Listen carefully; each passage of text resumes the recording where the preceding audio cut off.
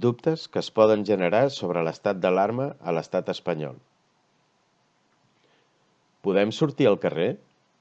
Sí, si és imprescindible. Les excepcions són comprar aliments, fàrmacs, anar a l'hospital i també anar a treballar si no tenim una altra alternativa. Quins establiments estaran oberts? Alimentació, productes i béns de primera necessitat, així com establiments farmacèutics, mèdics, òptiques i productes ortopèdics. Els subministraments a supermercats estan garantits? Sí. La policia pot demanar-nos una justificació per sortir? Sí. Podem utilitzar el nostre vehicle? Es permetrà l'utilització de vehicles particulars per les vies d'ús públic, per la realització d'activitats referides a l'apartat anterior o per l'aprovisionament a les benzineres.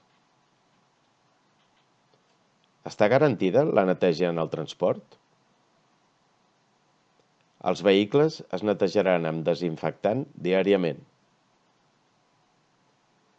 Podem sortir o entrar dels municipis? Només per estricta necessitat i per fer ús dels serveis essencials. Les persones que assisteixen a les persones dependents en els seus domicilis poden continuar realitzant la seva tasca? Sí.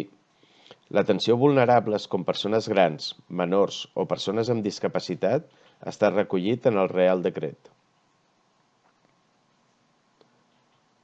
Podem portar els infants al parc? No. Podem treure el gos de passeig? Sí, mantenint les distàncies i mesures de seguretat. Podem sortir a córrer o amb la bicicleta? No. Podem acudir a una visita mèdica? Si no és urgent, millor ajornar-la. Estan garantits els serveis d'emergència? Sí.